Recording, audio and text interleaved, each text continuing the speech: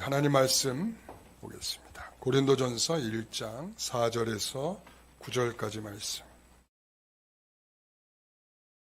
고린도전서 1장 4절에서 9절까지 말씀. 제가 읽을 때 여러분들도 조용히 따라 읽어주시기 바랍니다.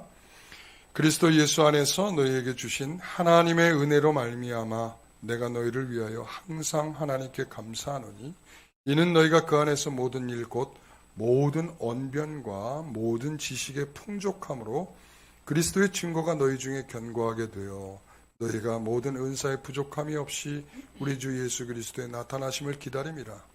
주께서 너희를 우리 주 예수 그리스도의 날에 책망할 것이 없는 자로 끝까지 견고하게 하시리라. 너희를 불러 그의 아들 예수 그리스도 우리 주와 더불어 교제하게 하시는 하나님은 미쁘시도다. 아멘. 오늘 이 말씀을 가지고 하나님은 미쁘시도다라는 제목으로 말씀을 함께 나누도록 하겠습니다. 바울은 하나님 앞에 이 편지를 쓰면서 감사하는 마음이 있었습니다. 모든 것을 주신 하나님께 감사한다. 이렇게 말했고 모든 은사를 주신 하나님께 감사한다. 이런 편지를 썼습니다. 우리가 여기서 모든이란 말 때문에 우리는 가끔 시험에 들 것 같은 마음이 들 때가 있을 겁니다. 하나님이 모든 것 다 주신다면서요? 근데 왜 저는 이것은 없고 이것만 있습니까? 이 생각을 하도록 하죠. 우리가 이 문장으로 읽으면 그 말이 맞을 수도 있지만 우리가 진정으로 하나님께서 주시려고 하는 의미로서 우리가 이 내용을 받으면 우리가 지난주에 말씀드린 대로 우리 에베소서 1장의 말씀 있죠. 우리가 그리스도 예수 안에 창세전에 우리에게 하늘의 신령한 복을 우리에게 주셨다. 그러니까 창세전부터 하나님께서 우리에게 준비하신 그 그리스도 안에서의 그 어마어마한 복을 우리에게 주셨다. 그리고 그리스도 안에서 속량 곧 죄사함의 그러한 은혜를 우리에게 주셨다. 그리고 또 그것뿐만 아니죠. 우리가 하나님의 말씀을 깨닫고 그리고 하나님의 말씀을 깨달아 그것을 믿어 성령의 인치심을 받아 우리가 하나님의 거룩한 백성으로 살게 된 일까지 생각해 보면 그 안에 담겨있는 의미는 참으로 크고 놀랍고 참으로 셀 수 없고 크기를 헤아릴 수 없는 그러한 은혜가 그 안에 가득 담겨있는 거죠. 그래서 이 바울이 라오디게아 교회에게 그런 기도를 했잖아요. 난 너희들을 한 번도 본 적이 없지만 너희들이 이러한 은혜를 받기를 소원한다. 그건 뭐냐면 하늘의 비밀이다. 그 하나님의 비밀을 너희들이 깨닫기를 바라고 또한 하나님의 모든 지혜와 지식에 보배로운 것을 너희가 받기를 원한다. 이런 마음을 가졌단 말이죠.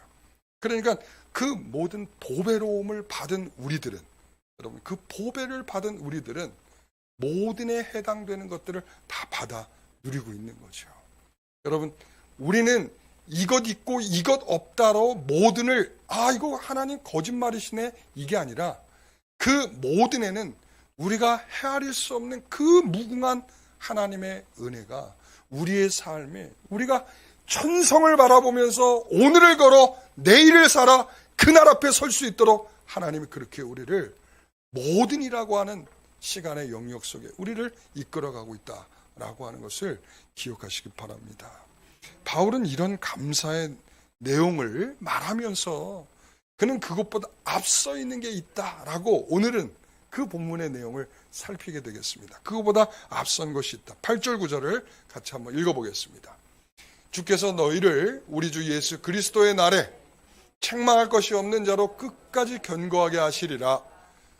너희를 불러 그의 아들 예수 그리스도 우리 주와 더불어 교제하게 하시는 하나님은 미쁘시도다. 아멘. 하나님께서 은혜를 주시고 은사를 주시고 마지막 날까지 우리를 견고하게 써서 그 앞에서 부끄러울 것이 없는 참된 신자로 나중에 우리가 골로새서의 말씀에 보면 거룩하게 흠이 없고 우리가 그런 신자로 서게 하시는 것은 바로 하나님께서 우리에게 먼저 불러 이겼어요. 자, 그래서 구절을 보면 너를 먼저 불러 이렇게 말씀하고 있어요. 너를 먼저 불러서 주와 더불어서 교제하려는 것이 첫 번째 우리가 오늘 살피게 될 내용입니다. 여러분, 제가 학습 세례 그리고 또 입교 교육을 하면서 참 하나님께 대한 깊은 감사가 생길 때가 있습니다. 물론 모든 성도들하고 그렇게 이제 입교 세례 또한 학습을 교육할 때마다 그런 은혜로운 시간들이 있지만 저는 그것을 교육할 때 이런 생각이 있어요. 참 놀랍다. 하나님이 하시는 일이 너무도 놀랍다. 제가 이런 고백을 하게 돼요. 왜 그런가 하면 우리가 그 전까지의 모습을 알잖아요. 그 전까지 이 사람이 어떻게 살아왔고 또 어떠한 생각을 하고 그리고 어떠한 마음으로 교회를 왔고 이런 것들을 알고 있으니까 그런 마음들이 다 무너지고 예수를 믿습니까? 네, 믿습니다. 그 말 한마디에 세례 교육하면서 이미 다 끝났다. 이미 다 끝났다. 왜? 이미 하나님이 그 마음을 이렇게 저렇게 다 만지시고 또 하나님께서 그 마음을 움직이셔서 그 마음속에 예수 그리스도를 믿습니다 하는 그 마음에 힘이 무슨 교육이 필요하겠습니까? 물론 필요하죠. 물론 필요하지만 이미 그것이 교육보다 앞서 하나님이 주시는 놀라운 부르심의 은혜가 그에게 있다라는 사실이죠. 여러분, 제가 얼마 전에 있었던 성도님 가운데 그런 일이 있어요. 예수 믿으십니까? 네. 그리고 나서 이제 교육을 하면서 자, 이런 거 중요합니다. 이거 동그라미입니다. 별표입니다. 이거 꼭 외우셔야 됩니다. 제가 그럽니다. 그러면 제가 이제 그러고 나서 이제 물어봅니다. 나중에 이제 물어보면 그분이 그때 물어볼 때 주머니에서 딱 종이를 꺼내는 거예요. 종이를 꺼내가지고 그 안에 꼬깃꼬깃 그 이미 얼마나 이게 꺼내서 보고 막 이랬는지 꼬깃꼬깃된 그 종이를 이렇게 펼쳐가지고 그리스도의 삼직은요 제사장직, 선지자직, 왕직입니다. 딱 그러고 딱 대답을 하시는 거예요. 제가 그때 그 종이에 감동이 됐어요. 이분은 진심이다. 왜 그런 거 있잖아요, 우리 성도들 제가 늘 마음에 상처가 되는 것 중에 하나가 뭔가 하면 이런 것이 있잖아요. 그냥 모르면 끝난 거죠, 뭐. 어쩔 거예요, 배째세요. 뭐 이런 거 있잖아요. 이런 분위기. 그런데 그분은 그 한마디를 대답하기 위해서 준비한 모습이 너무 진심이었어요. 거기에 정말 저는 너무도 감동됨이 있었습니다. 정말 은혜로운 모습이고 그 모습에 감사하게 되었어요. 그러니까 항상 그런 것보다 먼저 하나님이 불러서 그분이 있죠. 수십 년 동안 교회를 떠나지 않고 물론 매주 오시진 않았지만 수십 년 동안 교회를 떠나지 않고 그래도 교회에 오셔서 주의 말씀을 듣게 하고 그 영역에서 벗어나지 않도록 하나님께서 계속적으로 그 가운데 두게 하셔서 그 말씀에 어느 순간에 반응할 수 있는 성향의 변화를 주셨고 이끄셔서 지금 하나님의 부르심에 응답돼서 네 믿습니다라고 대답하는 그 모습이 너무나 감동스러운 거죠. 여러분, 죄악의 세상에서 불러내시고 내 힘을 의지하며 살아가는 거기서부터 불러내시고 그리고 또한 내 중심적으로 살아가는 모든 삶을 또 우리를 불러서 이 과정 없이 그 다음은 없는 것입니다. 하나님이 부르셔야 그 다음이 있는 겁니다. 학습도 받고 세례도 받고 있는 거지 하나님의 부르심이 없는 상태에서 그것은 헛된 일이고 아무 의미가 없는 것입니다. 여러분, 바울에게 나타난 강력한 부르심 여러분 잘 알고 있죠. 사도행전에 보면 3번이나 기록되어 있어요. 여러분, 바울의 부르심이 3번이나 기록되어 있어요. 다메섹에서 예수를 만난 이야기가 3군데나 기록되어 있어요. 거기에 보면 마지막 3번째 나오는 아그리빠 왕 앞에서 자신의 그 다메섹에서의 경험을 쫙 소개하면서 그가 맨 마지막에 하는 말이 있어요. 29절에 26장 29절에 뭐라고 그러냐면 내가 이렇게 매인 거 외에는 여기 있는 모든 사람들이 나와 같이 되기를 원한다. 이런 거죠. 여러분, 저는 이 말이 사도 바울이 자신의 메인 거를 제외하면, 자기가 지금 감옥에 갇혀 있고 지금 이렇게 포승줄에 묵혀 있는 거, 이것을 제외하고는 나와 같이 되기를 원한다. 내가 어떻게 살았냐? 내가 예전에 말이지 하나님을 믿는다고 하면서 유대의 율법을 준수하는 자로서 내가 예수 믿는 사람, 그리고 예수 이름으로 모인 그 회당과 교회를 찾아가서 내가 그곳에 가서 강짜를 놓고 또한 그 사람들 잡아다가 옥에 가두고 심지어는 이 스데반 같은 경우는 죽이까지 한 것이 바로 난데, 그런 나같이 정말 쓸모없는 것 같은 인생을 살았던 나를, 다른 길을 가는 나를, 그런 자를 불러 세우셔서 하나님이 원하시는 그 예수 그리스도의 그 아름다운 복음 앞에 자기를 세우도록 하나님이 하셨던 그 일을 나만이 아니라 그곳에 있는 아그리빠 왕을 포함해서 그곳에 있는 모든 듣고 있는 사람들도 나와 같이 되기를 원한다, 이 마음을 갖는 거죠. 이 부르심은 정말 중요한 일이고, 이 부르심이 없으면 우리가 인위적으로 무엇을 해서 사람을 변화시킬 수 있는 그런 일이 아닌 것이죠. 그 부르심은 한 사람의 인생을 완전히 바꿔 하나님의 아들 예수 그리스도와 같은 교제를, 그분과 같은 교제를 할 수 있도록 만드는 것입니다.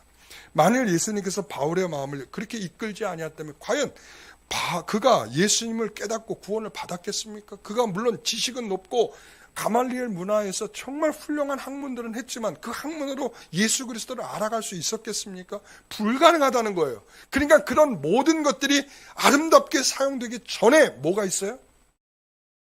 예수님께서 그를 불러라는 것이 매우 중요하다는 거예요. 바울은 자신의 사도성을 변호하면서도 1절에 뭐라고 그랬죠? 하나님의 뜻을 따라 그리스도 예수의 사도로 부르심을 받은 바울. 2절에 고린도에 있는 하나님의 교회 곧 그리스도 예수 안에서 거룩하여지고 성도라 부르심을 받은 자들, 그러니까 이거죠. 나도 사도로서 하나님께서 부르심을 입었다라는 것이고, 그리고 또한 고린도 교회 성도들 너희들도 하나님이 그렇게 부르지 않았다면 지금 같은 교회, 지금 같은 고린도 교회, 지금 같은 성도라 불려지는 이 일은 절대로 있을 수 없다, 그런 말이죠. 그러니까 이 부름이라고 하는 것이 이 인사말의 맨 마지막에 딱 표현돼서 그리스도와 그 아들과 그리고 그 아들이신 그분과의 깊은 교제로 나아가기 위해서는 그분의 부르심이 없이는 절대 누구도 그 교제로 나갈 수 없다는 것입니다. 여러분, 모든 것을 앞서 먼저 부르심은 사도의 근거이며 성도의 근거입니다. 로마서 11장 29절에 보면 하나님의 은사와 부르심에는 뭐가 없다? 후회하심이 없다. 후회하심이 없다. 하나님이 내가 너를 부른 걸 후회한다, 이러지 않는다는 거죠.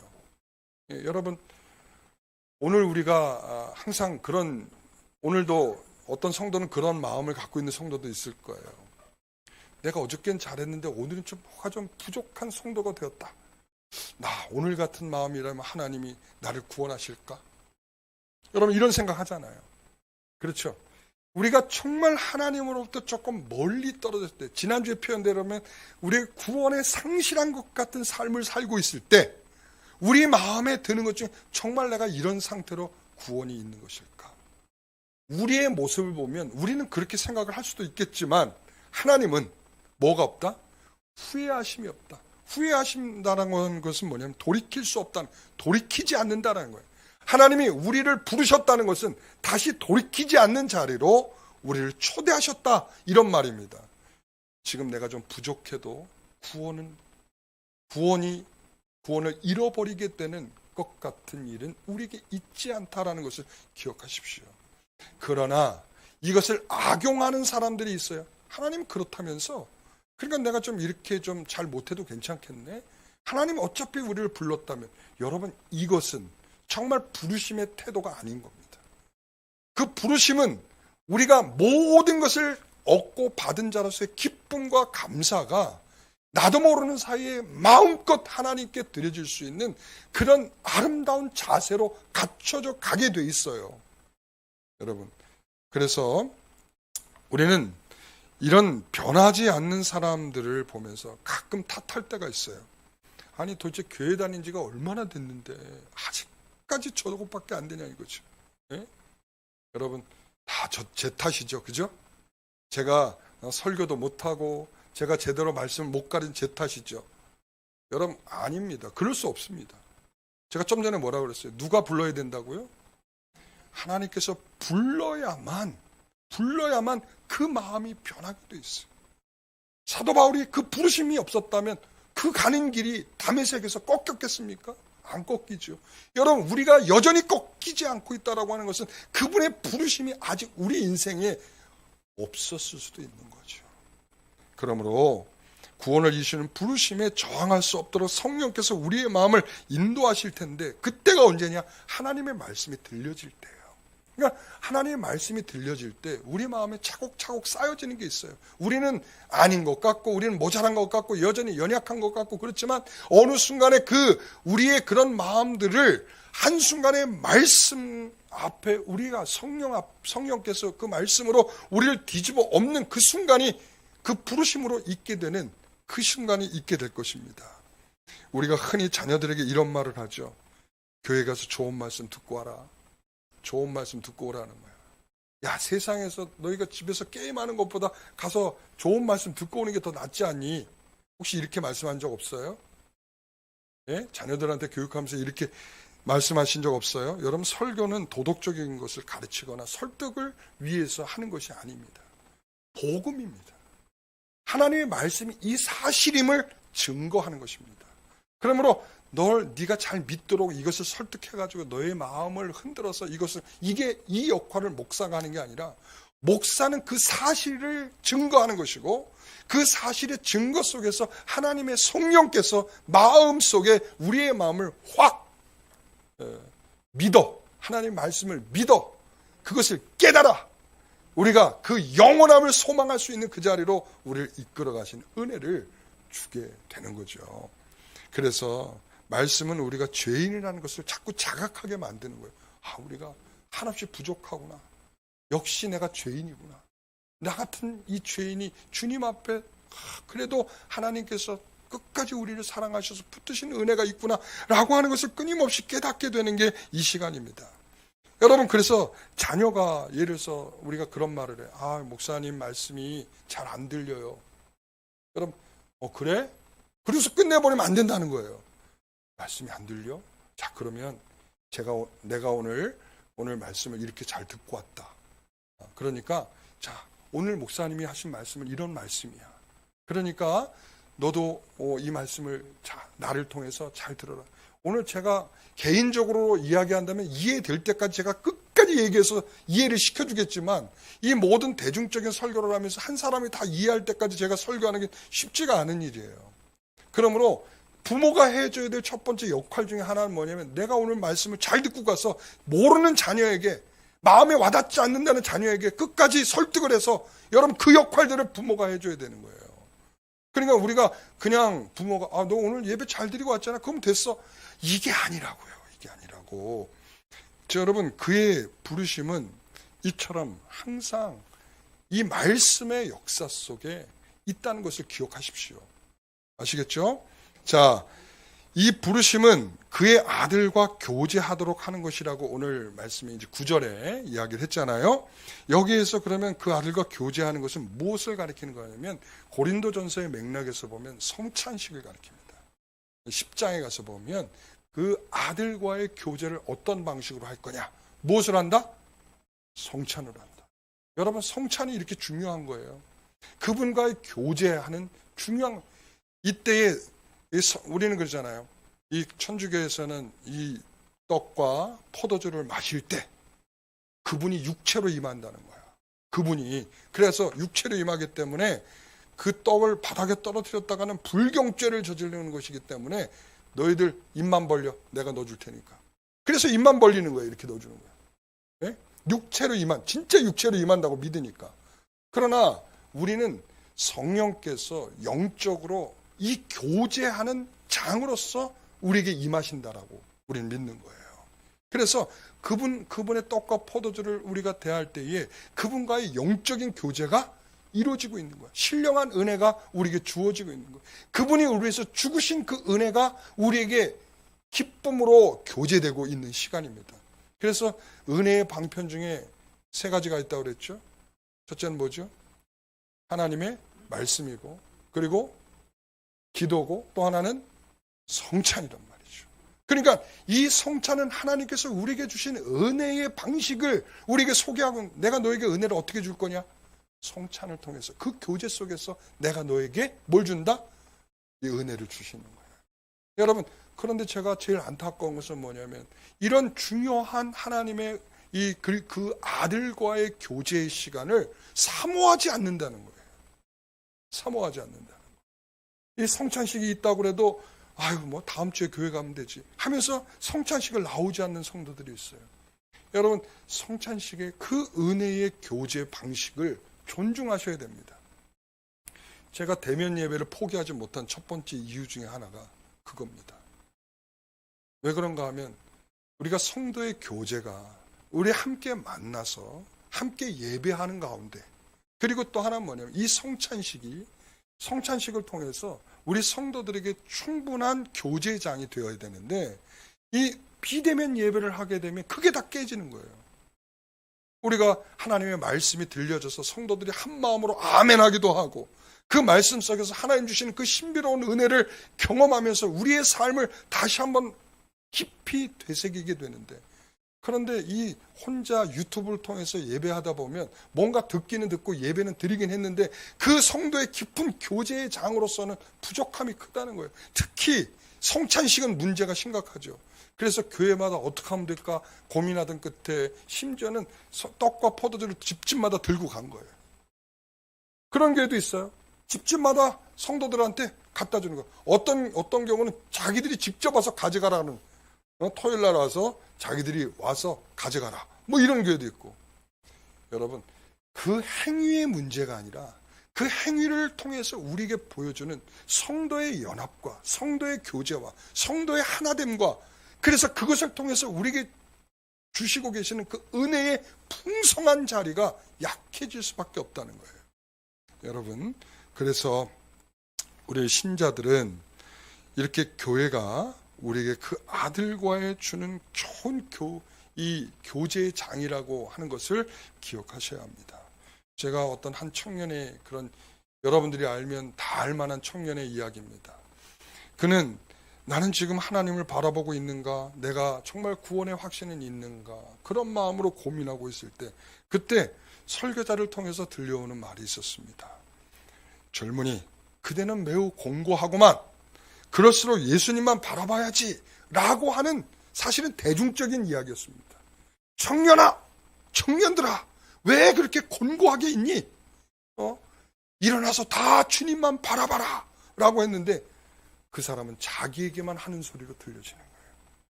이게 예배의, 이게 말씀의 역사인 거예요. 여러분, 하나님께서는 오늘 우리에게 왜 이 주일날 이 아침에 그 피곤함을 이기며 아침에 이쁘게 꽃단장을 하고 이 자리에 오게끔 만드는 이유 중에 하나는 바로 거기에 있는 거예요.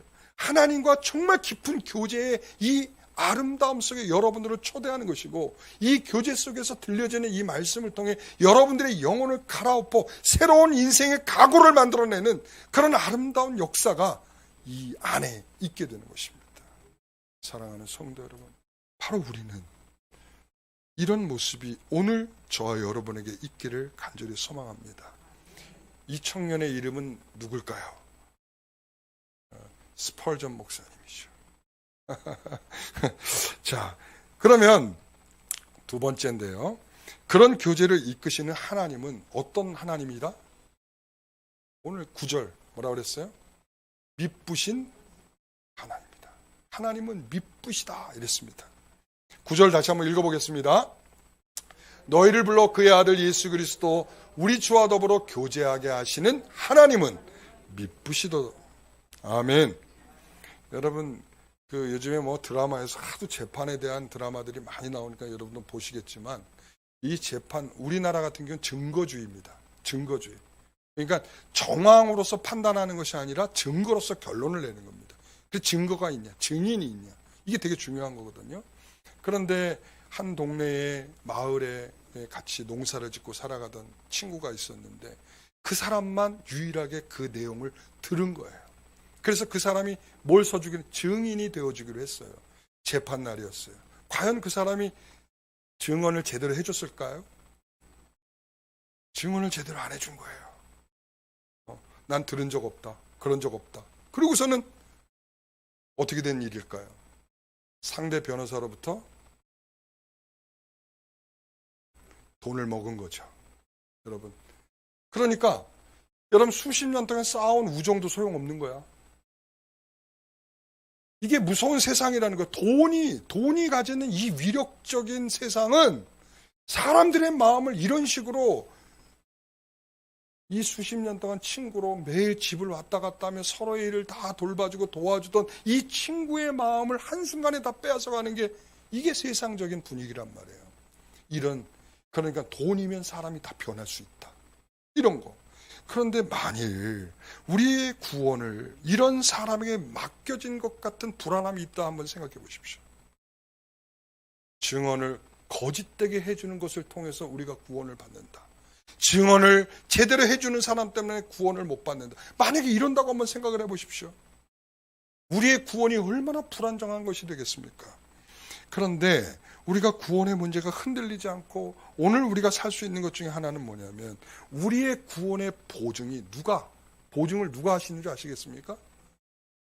미쁘신 하나님께서 하신다는 거예요.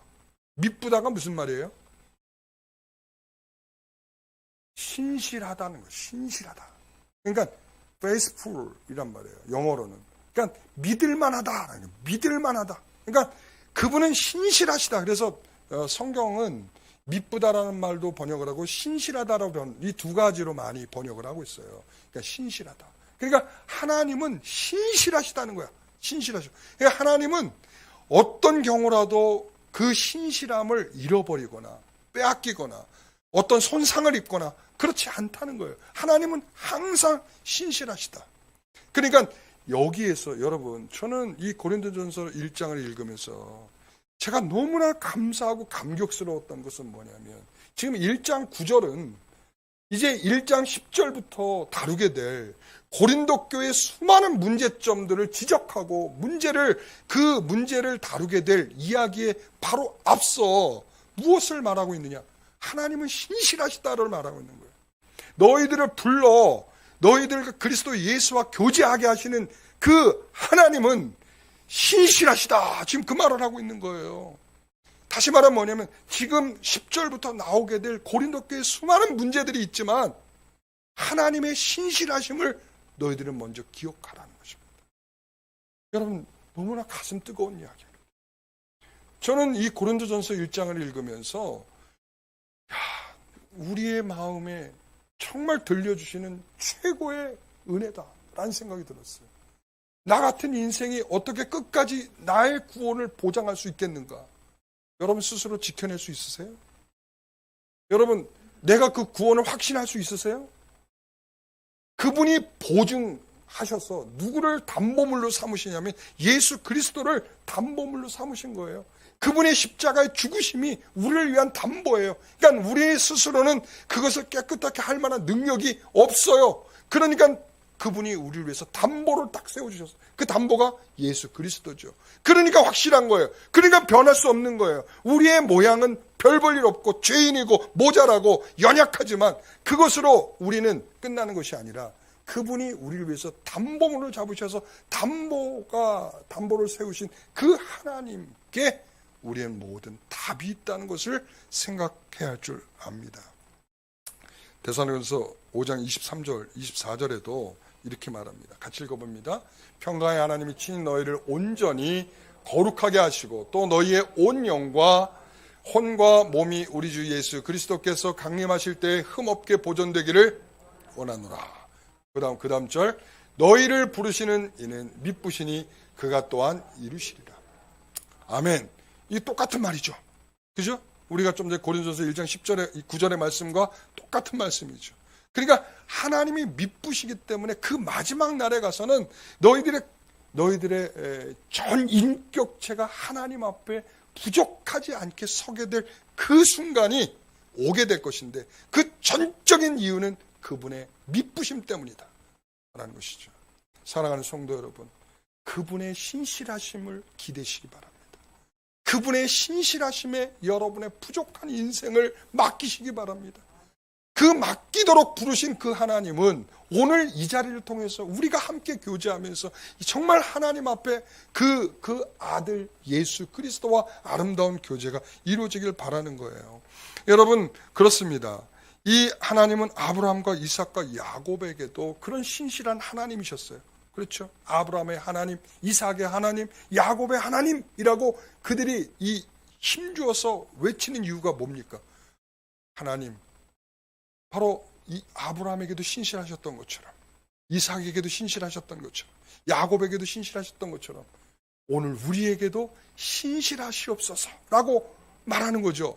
그러니까 신명기 7장 9절에도 보면 이렇게 말합니다. 그런즉 너는 알라 오직 내 하나님 여호와는 하나님이시요 신실한 하나님이시라. 아멘. 그러니까 구약의 성도들은 아브라함과 이삭과 야곱에게 신실하셨던 하나님이 우리들에게 지금 모세와 함께 광야길을 걸으며 그 가운데 정말 두려움이요 아무것도 기댈 만한 것이 없고 황당하고 황량한 그러한 벌판을 그들이 걸으면서도 하나님의 신실하심에 의지하여 지금까지 걷고 있고 앞으로도 걸을 것이고 그리고 가나안까지 들어가게 될 것이라고 하는 것을 그들은 믿고 고백하는 거죠. 여러분, 그런 하나님이 1세기에는 그 아들 예수 그리스도를 보내셔서 고린도 교회라는 교회를 세우도록 하나님이 하신 거죠. 또한 그뿐만 아니라 지금은 전 세계의 수많은 주 예수의 이름으로 모인 교회들을 세우셔서 오늘날도 그분과 교제를 신실하게 할 수 있도록 우리를 이끌어가고 있다는 사실을 우리가 생각할 수 있겠죠. 여러분, 그분의 사역은 미쁘십니다. 신실하십니다. 구약시대에도 신약시대에도 오늘날 이 시대에도 하나님의 사역은 신실하십니다. 우리는 그것을 의지하고 그래서 성경의 말씀을 자꾸 꿰뚫어 보는 것입니다. 그래야 그 가운데의 진리가 우리에게도 오늘도 여전한 진리로서 그분의 신실하심을 더 깊이 깨닫게 되는 것이 아니겠습니까? 여러분, 누구에게 이 미쁘신 하나님이 되시는 겁니까? 누구에게? 이게 이제 여기에서 이제 미쁘신 하나님의 이제 결론적인 이야기죠. 여러분, 언약의 관계 속에서 미쁘신 하나님이 되어 주시는 겁니다. 언약적 관계. 언약적 관계는 예수 그리스도께서 너희를 위해서 죽을 테니 이제 그 예수 그리스도께서 너를 위해서 죽으신 모든 사람들은 내 자녀가 된다라는 것입니다. 그게 창세전부터 예수 그리스도 삼위가 맺으신 약속이에요. 그러니까 이 약속은 전적으로 이제 하나님께서 그래? 예수 그리스도가 너를 위해서 죽었어? 그럼 그것을 아들로서 인정해 주는 거죠. 그래서 여기에서는 그 관계가 중요한 겁니다.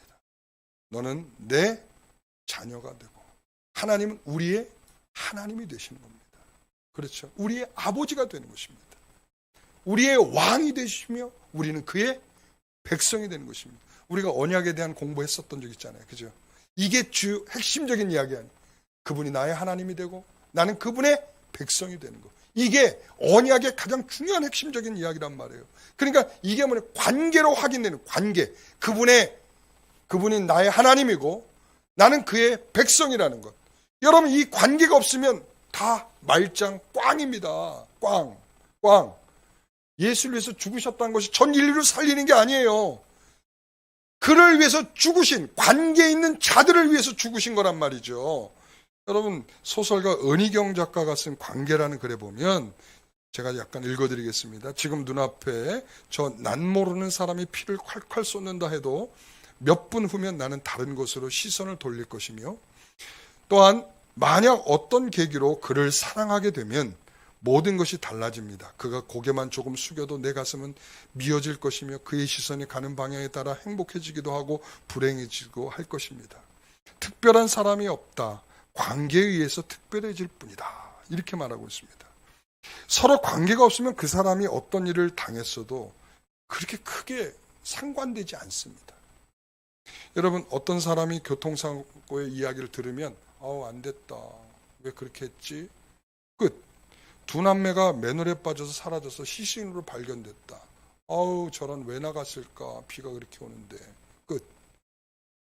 반지하로 갑작스럽게 빗물이 흘러들어와서 참변을 당한 일을 보게 되었어요. 아유 지하에 살면 안 되겠구나. 끝. 홍수가 나서 동네 집이 떠내려가고 사망 몇 명, 실종 몇 명이라고 해도 아유 나는 저런 동네에 살지 말아야지. 우리 동네는 괜찮은가? 이렇게 끝. 여러분 정말 덤덤하죠. 그냥 조금 있으면 우리 기억에 사라지고 우리한 마음으로는 어떠한 감정도 잘 느끼지 못해요. 왜 그렇습니까? 만약에 그 가운데 내 부모, 내 자녀가 있어서 그런 일을 겪었다면 어떻게 될까요?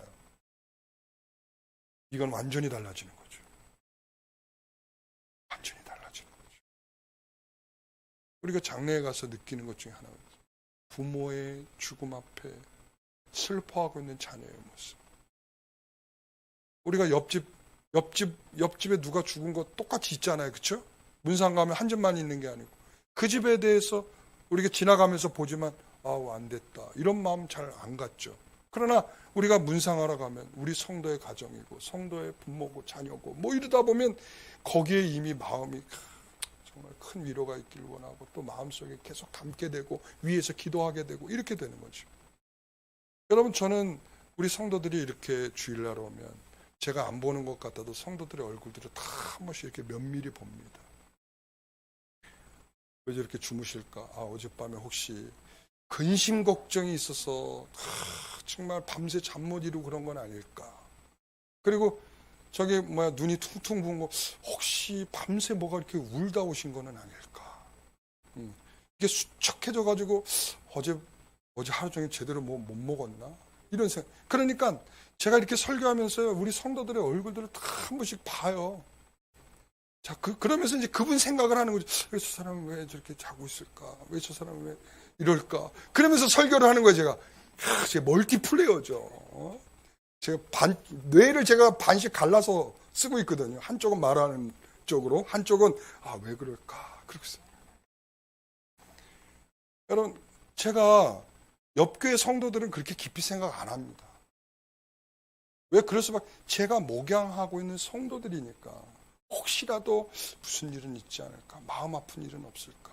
그리고 자꾸 보게 되고 들여다보게 되고 괜찮죠? 그러면서 제가 그러면서 주중에 전화하는 분들이 있어요. 그분들은 제가 고민 끝에 전화를 드리는 거예요. 고민 끝에. 그러니까 주일날 목사님이 나 때문에 많은 고민이 있었겠구나. 여러분 그 생각을 하시죠. 제가 전화를 받는 순간 여러분들이 목사님 많은 고민 끝에 전화 주셨구나. 이렇게 여러분 왜 그렇습니까? 제가 여러분들을 담임하고 있는 목사고 여러분들은 영광교회 성도들이고 그러니까 하나님이 여러분들을 목양하라고 위임해 준 목사고 그러니까 제가 여러분들을 위해서 그렇게 기도해야 되고 또 살펴야 되고 관심을 가져야 되고 섬겨야 되는 일들이 저에게 주어진 관계적 책임이죠. 여러분 하나님께서는 그 관계적 책임을 위해서 바로 신실하신 겁니다. 너는 내 아들이니까 내가 너희를 신실하게 돌보겠다는 거예요. 여러분 그렇잖아요. 우리 예전에 보면 우리 대학 보낸 자녀를 위해서 논도 팔고 밭도 팔고 소도 팔고 다 팔아서 대학 보내는 거 여러분 많이 들었죠? 여러분도 혹시 그렇게 해보셨어요? 예? 지금도 그런 마음이 있잖아요. 내가 가진 거 다 들여서도 우리 애가 공부한다면 내가 다 해줄 거야. 여러분 그런 마음 있어요 없어요? 혹시 옆집에도 그렇게 해줄 마음이 있어요 없어요? 없잖아요. 왜 그래요? 관계가 없으니까. 그러니까 하나님이 그 관계 속에 나를 묶어두셨다면 하나님은 내 앞에 나를 신실하게 여겨주신다는 거예요. 끝까지 변함없이 나를 지키시는 하나님으로서. 그래서 데살로니가후서 3장 3절 마지막으로 보고 같이 읽습니다. 주는 미쁘사 너희를 굳건하게 하시고 악한 자에게서 지키시리라. 아멘. 우리를 그렇게 지키시리라. 왜? 하나님이 미쁘시다는 거예요. 신실하시다는 거예요. 그러니까 우리에 대한 그 관계를 하나님은 절대로 놓치지 않고 끝까지 쥐어서 가시겠다는 약속이죠. 그래서 그날까지 너희들에게 은사도 주고 모든 것을 주어서 하나님 앞에 기쁨으로 그 일들을 감당해서 결국은 지금은 모자라도 결국은 하나님께 흠이 없고 거룩하게 그 자리에 세우실 그날이 주어지게 될 것이다. 왜? 하나님이 미쁘시기, 내 실력이 있어서가 아니라 하나님이 미쁘시기 때문에 그렇다. 여러분 기억하시기 바랍니다. 기도하겠습니다. 하나님, 고린도 교회의 문제에 접어들기 전에 하나님의 한없는 은혜를 말하고 바울은 확신을 갖고 하나님께 감사하고 그 모든 것에 앞서 하나님의 신실을 말하면서 인사의 끝을 내고 있습니다. 문제투성이인 그에게 정말 그들에게 먼저 들려주시는 것은 하나님은 신실하시다. 오늘 우리에게 들려주는 말씀 같습니다.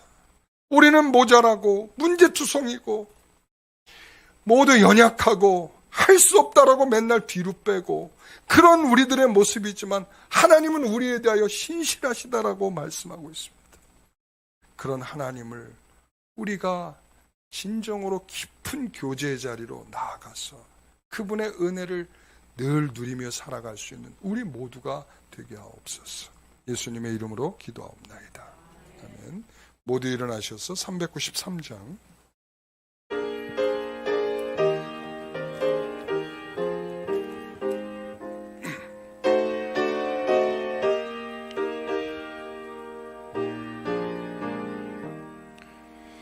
오 신실하신 주 내 아버지여 늘 함께 계시니 두려움 없네. 그 사랑 편찮고 날 지키시며 어제나 오늘이 한결같네. 오 신실하신 주, 오 신실하신 주, 날마다 자비를 베푸시며 일용할 모든 것 내려주시니 오 신실하신 주, 나의 구주. 봄철과 또 여름, 가을과 겨울, 해와 달 별들도 다 주의 것. 만물이 주 영광 드러내도다. 신실한 주 살아 나타내네. 오 신실하신 주, 오 신실하신 주, 날마다 자비를 베푸시며 일용할 모든 것 내려주시니 오 신실하신 주, 나의 구주. 내 죄를 사하여 안위하시고 주친이 오셔서 인도하네. 오늘의 힘되고 내일의 소망, 주만이 만복을 내리시네. 오 신실하신 주, 오 신실하신 주, 날마다 자비를 베푸시며 일용할 모든 것 내려주시니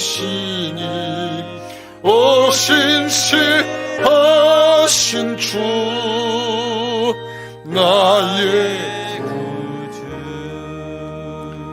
주 예수 그리스도의 은혜와 하나님의 크신 사랑과 성령님께서 함께 하시고 교통하시고 내주하심이 이처럼 우리를 불러 예수 그리스도와의 깊은 교제를 하시게 하시는 하나님은 미쁘신 하나님이십니다. 우리에게 정말 연약함과 부족함과 우리가 다 할 수 없는 신앙의 모습 속에서라도 하나님께서는 신실하셔서 우리를 끝까지 붙드실 것을 믿으며 이 시간 하나님만 오직 바라보며 끝까지 나가겠습니다 고백하는 우리 믿음의 권속들 위에 이제로부터 영원토록 함께 있을지어다. 아멘.